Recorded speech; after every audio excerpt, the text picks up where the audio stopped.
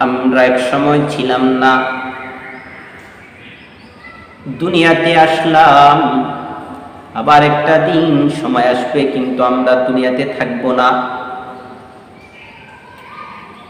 এমন একটা দিন সময় আসবে যেই দিন আমরা আর দুনিয়াতে থাকবো না। সেই দিনটা কিন্তু অচিরেই আসতেছে। হায়াতের জিন্দেগিটা কিন্তু স্বল্প। আমরা পাঁচটা জগৎ মানুষ পাঁচটা জগৎ অতিক্রম করবে। এক নাম্বার জগৎ আলমে আরওয়াহ। আলমে আরওয়াহতে আমরা ছিলাম। আলমে আরওয়াহতে আমরা ছিলাম। রূহের জগতে দুনিয়ার সমস্ত মানুষেরা আমরা ওই রূহের জগতে ছিলাম। দুনিয়ার শুরু থেকে নিয়ে শেষ মানুষটুকু পর্যন্ত আলমে আরওয়াহতে আমরা সবাই ছিলাম। সেখান থেকে ধারাবাহিকভাবে আমরা দুনিয়াতে পদার্পণ করলাম। এক নম্বর জগৎ হলো আলমে আরওয়াহ। রূহের জগতে আমরা সবাই ছিলাম। দুনিয়ার মানুষ সবাই সেখানে ছিল। আলমে আরওয়াহ থেকে আমরা এসে পড়লাম আলমে ইরহাম। দুই নম্বর জগৎ হলো আলমে ইরহাম। মায়ের উদরে আমরা চলে আসলাম। দুই নম্বর জগৎ হলো মায়ের উদর। আলমে আরওয়াহতে কতদিন ছিলাম আল্লাহ ভালো জানেন। লম্বা একটা জগৎ আমরা পার হইয়া দুনিয়াতে আসলাম।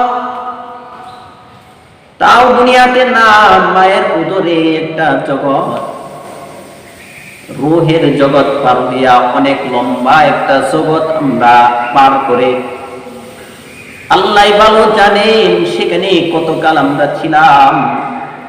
সেখান থেকে আমরা চলে আসলাম আলমে ইরহাম তথা মায়ের উদরে। মায়ের উদরে ছিলাম মাত্র 10টা মাস ছিলাম। ছোট্ট একটা জগতে আমরা বসবাস করলাম। সেখানে ছিলাম মায়ের জগৎ থেকে, মায়ের গর্ভে থেকে আমরা দুনিয়াতে আলমে দুনিয়াতে চলে আসলাম। সময়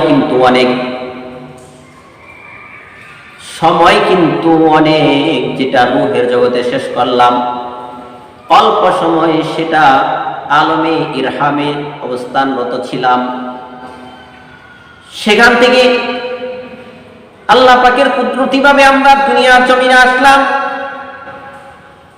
আলমে ইরহাম থেকে আমরা আলমে দুনিয়াতে চলে আসলাম।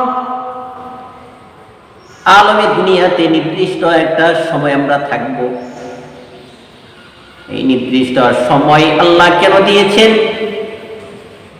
নির্দিষ্ট একটা সময় দিয়ে আল্লাহ পাক রব্বুল আলামিন দুনিয়াতে আমাকে আপনাকে পাঠাইছেন।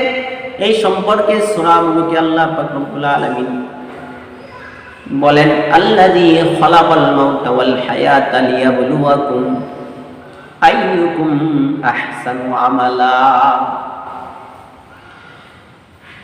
আল্লাহ সূরা মুলকের মধ্যে বলেন, আল্লাযী খালাকাল মাউতা ওয়াল হায়াত, আল্লাযী খালাকাল মাউতা ওয়াল হায়াতা লিয়াবলুয়াকুম আইয়ুকুম আহসানু আমালা।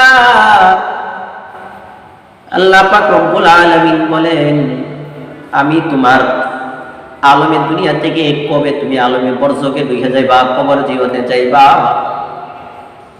আগে ওই দিন তারিখটা আমি নির্ধারণ করে তারপরে আমি তোমাকে দুনিয়ার হায়াতের জিন্দেগিটা নির্ধারণ করে দুনিয়াতে পাঠাইলাম। কবে তুমি মারা যাইবা, কবে তুমি দুনিয়া থেকে চলে যাইবা, এই জিনিসটা আগে আমি নির্ধারণ করেছি। তারপরে আমি তোমাকে দুনিয়াতে হায়াতের জিন্দেগি কতটুকু পাইবা সেটা দিয়ে পাঠাইলাম। কেন আল্লাহ পাক রব্বুল আলামিন বলেন, লিয়াবলুয়াকুম আইয়ুকুম আহসানু আমালা। এরে বান্দা, আমি দেখার জন্য দুনিয়াতে কে কাজে বাইরা যায়, দুনিয়ার জীবনে কে আমলে বাইরা যায়, এটা দেখার জন্য আমি দুনিয়াতে নির্ধারিত একটা সময় দিয়ে পাঠাইলাম। দুনিয়ার জীবনে যদি তুমি ভালো কাজ করতে পারো তাহলে কিন্তু ময়দানে মাহাশরে তুমি কামিয়াবের দরজায় পৌঁছে যাইবা। আর দুনিয়াতে যদি তুমি হায়াতের জিন্দেগিটাকে নষ্ট করে দাও তাহলে কিন্তু ময়দানে মাহাশরে কান্নার সীমা থাকবে না। এই জন্য আমি পাঠাইলাম লিয়াবলুয়াকুম আইয়ুকুম আহসানু আমালা, পরীক্ষা করার জন্য কে ভালো কাজ দুনিয়াতে করে। এই জন্য আল্লাহ আগে মৌত পাঠায়, মৌত দিয়ে পাঠাইলেন। কবে তুমি মারা যাইবা সেটা দিয়ে দিলেন, যেন আমি দুনিয়ার জিন্দেগিতে খেয়াল তামাশায় পড়ে, রং তামাশার পিছনে পড়ে মহান মালিককে ভুলে না যাই। আমি যখন গুনাহের কাজে দাবিত হয়ে যাব তখন যেন আমি মৌত নামক বস্তুটাকে সামনে রাখি। আমি যেন অন্যায় কাজে দাবিত হয়ে যাব তখন আমি যেন আমার মৌতটাকে সামনে রেখে ময়দানে মাহাশরের হিসাব দেওয়ার ভয়ে আমি যেন গুনাহ থেকে বেঁচে থাকতে পারি। এই জন্য আল্লাহ মৌতটাকে আগে দিয়া পাঠাইলেন, তারপরে আল্লাহ হায়াতের জিন্দেগি বানাইলেন। আমরা এখন আলমের দুনিয়াতে আছি, এমন একটা দিন সময় আসবে আলমের দুনিয়াতে থাকবো না। আলমের দুনিয়া হলো 3 নম্বর জগৎ, 4 নম্বর জগৎ হলো আলমে বারজাখ। আমরা আলমে বারজাখে চলে যাব, কবর জগতে চলে যাব। সেখানে অনেক লম্বা সময় থাকতে হবে। কতদিন থাকতে হবে সেটা আল্লাহ পাকই ভালো জানেন, আল্লাহই ভালো জানেন কবর জগতে আমরা কতদিন থাকবো। তবে কবর এমন একটা জগৎ যেখানে বাতি নাই, সাথী নাই, বন্ধু নাই, বান্ধব নাই, বিছানা নাই, বালিশ নাই।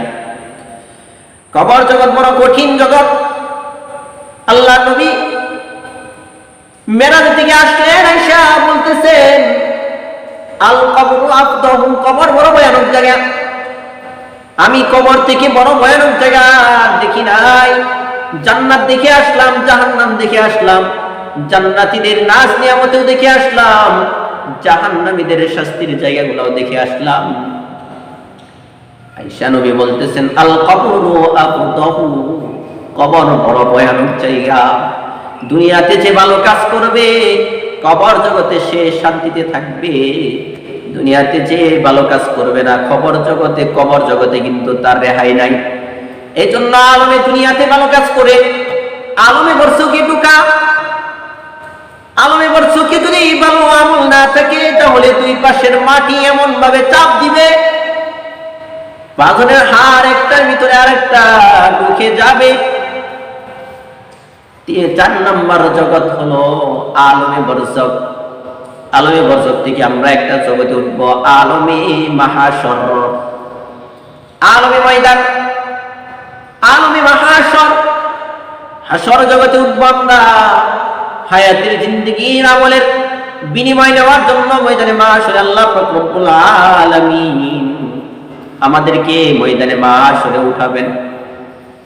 আমরা দুনিয়াতে যারা ছিলাম, যারা আসবে, যারা চলে গেছে, এমন মাহাশর কায়েম হবে যেখানে দুনিয়ার আদম আলাইহিস সালাতু ওয়াস সালাম থেকে নিয়ে শেষ মানুষ পর্যন্ত ময়দানে মাহাশরে উঠবে তার আমলনামা নেওয়ার জন্য, আমলে যা কিছু করেছে তার পুরস্কার স্বরূপ নেওয়ার জন্য। দুনিয়ার জীবনে যা কিছু করেছে ময়দানে মাহাশরে সবগুলার হিসাব ময়দানে মাহাশরে নেওয়া হবে। যে যা করতেছি না কেন দুনিয়াতে ময়দানে মাহাশরে কিন্তু সবগুলার হিসাব দেওয়া হবে। তাহলে 5টা জগৎ মানুষ অতিক্রম করে। 1 নম্বর জগৎ হলো আলমে ইরহাম, 2 নম্বর জগৎ হলো আলমে, 1 নম্বর জগৎ হলো আলমে ইরহাম, আলমে রূহ, আলমে আরওয়াহ। 1 নম্বর জগৎ আলমে আরওয়াহ, রূহের জগৎ। 2 নম্বর হলো আলমে ইরহাম, মায়ের উদরের জগৎ। 3 নম্বর জগৎ হলো আলমে দুনিয়া। দুনিয়ার জগৎ আমরা এখন বসবাস করতেছি। 4 নাম্বার জগৎ হলো আলমে বারজাখ, কবরের জগৎ।